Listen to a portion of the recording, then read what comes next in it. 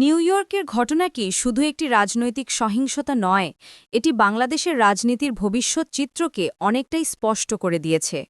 এনসিপির সদস্য সচিব আক্তার হোসেনের ওপর হামলা এবং সেই ঘটনার পরবর্তী প্রতিক্রিয়া গোটা প্রবাসী বাংলাদেশি মহলে চরম আলোচনার জন্ম দিয়েছে। বিশেষ করে এই ঘটনায় আওয়ামী লীগের ভূমিকা নিয়ে ব্যাপক সমালোচনা শুরু হয়েছে। অনেকে মনে করছেন আওয়ামী লীগ আসলে নিজেদের রাজনৈতিক ভবিষ্যৎকে নিজেরাই ধ্বংসের পথে নিয়ে যাচ্ছে। প্রবাসী বাংলাদেশিরা সবসময় দেশের রাজনীতির সঙ্গে ঘনিষ্ঠভাবে যুক্ত। তাদের সমাবেশ, স্লোগান, পোস্টার, মানববন্ধন সবকিছুই ঢাকার রাজনীতিকে প্রভাবিত করে। কিন্তু এবারের ঘটনাটি আলাদা, কারণ এখানে একটি নতুন দল এনসিপি সরাসরি মাঠে ছিল, যাদের নেতৃত্বে ছিলেন অধ্যাপক ড. মুহাম্মদ ইউনুস। নিউ ইয়র্কে তিনি প্রধান উপদেষ্টা হিসেবে সফরে গিয়েছিলেন। তার সঙ্গেই ছিলেন আক্তার হোসেন, যিনি এনসিপির সক্রিয় সংগঠক। হঠাৎ করেই তার ওপর হামলা চালানো হয় এবং মুহূর্তেই চারদিকে আতঙ্ক ছড়িয়ে পড়ে। এনসিপির অভিযোগ, এই হামলার সঙ্গে আওয়ামী লীগের প্রবাসী শাখার লোকজন জড়িত।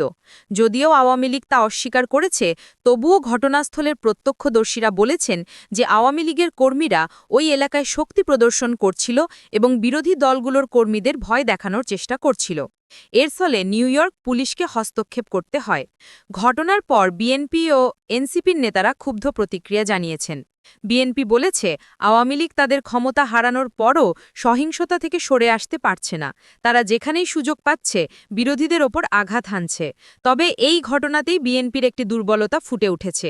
নিউ ইয়র্কে বিএনপির সমর্থন তুলনামূলকভাবে দুর্বল হয়ে পড়েছে। তাদের সমাবেশে ভিড় কম ছিল এবং সংগঠনের মধ্যে বিভক্তি স্পষ্ট হয়ে গেছে।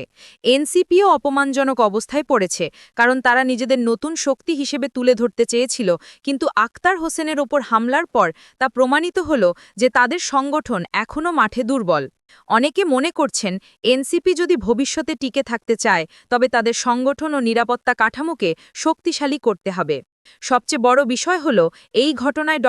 মুহাম্মদ ইউনুসের নেতৃত্ব ও তার নিরাপত্তা ব্যবস্থাপনা নিয়ে প্রশ্ন উঠেছে। সমর্থকেরা বলছেন, তিনি আন্তর্জাতিক মহলে যতটা আলোচিত, বাস্তব রাজনীতিতে তার প্রস্তুতি অনেক কম।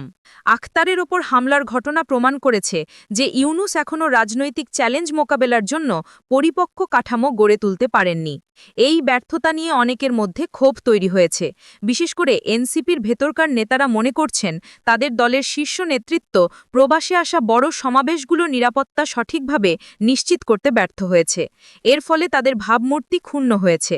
অন্যদিকে আওয়ামী লীগ নিজেদের অবস্থান আরও জটিল করে ফেলেছে। প্রবাসীদের চোখে তারা এখন সহিংস একটি দল হিসেবে পরিচিত হচ্ছে। ক্ষমতা হারানোর পরও তারা যেন প্রতিশোধ পরায়ণ হয়ে উঠেছে। এর ফলে প্রবাসে যারা নিরপেক্ষ, তারাও আওয়ামী লীগের প্রতি বিরূপ মনোভাব প্রকাশ করছেন। অনেকে বলছেন, আওয়ামী লীগ এমন কর্মকাণ্ডের মাধ্যমে নিজেরাই নিজেদের ধ্বংসের দিকে ঠেলে দিচ্ছে। বাংলাদেশের রাজনীতিতে যে তিনটি বড় দল, আওয়ামী লীগ, বিএনপি এবং এনসিপি, নিউ ইয়র্কের ঘটনার মাধ্যমে তারা প্রত্যেকেই দুর্বলতা প্রকাশ করেছে। আওয়ামী লীগ সহিংসতার দায় থেকে মুক্তি পাচ্ছে না, বিএনপি সাংগঠনিক শক্তি হারাচ্ছে, আর এনসিপি এখনও নিজেদের নতুন শক্তি হিসেবে প্রতিষ্ঠিত করতে পারছে না। বিশ্লেষকরা বলছেন, রাজনীতির অচলাবস্থা দেশের জন্য বিপজ্জনক, কারণ যখন প্রধান রাজনৈতিক শক্তিগুলো দুর্বল হয়ে পড়ে, তখন অপ্রত্যাশিত শক্তি মাথা তুলতে পারে। এ পরিস্থিতি আগামী দিনে বাংলাদেশের রাজনৈতিক ভবিষ্যৎকে অনিশ্চিত করে তুলবে। এই ঘটনায় প্রবাসী বাংলাদেশিরা যেমন হতাশ হয়েছেন, তেমনি দেশের সাধারণ মানুষও ক্ষুব্ধ। তারা দেখতে পাচ্ছে, আওয়ামী লীগ, বিএনপি কিংবা নতুন উদীয়মান এনসিপি কেউই জনগণকে আশ্বস্ত করতে পারছে না, বরং তারা ক্ষমতার লড়াইয়ে লিপ্ত থেকে নিজেদের মধ্যে হানাহানি করছে। সবশেষে বলা যায়, যুক্তরাষ্ট্রে আক্তার হোসেনের ওপর হামলা এবং এর পরবর্তী প্রতিক্রিয়া বাংলাদেশের রাজনীতির এক অন্ধকার চিত্র তুলে ধরেছে।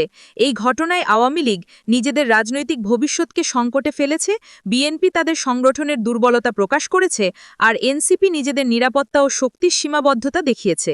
এর ফলে প্রমাণিত হল যে বর্তমান সময়ে বাংলাদেশের রাজনীতিতে কোনো দলই প্রকৃত শক্তিশালী অবস্থানে নেই।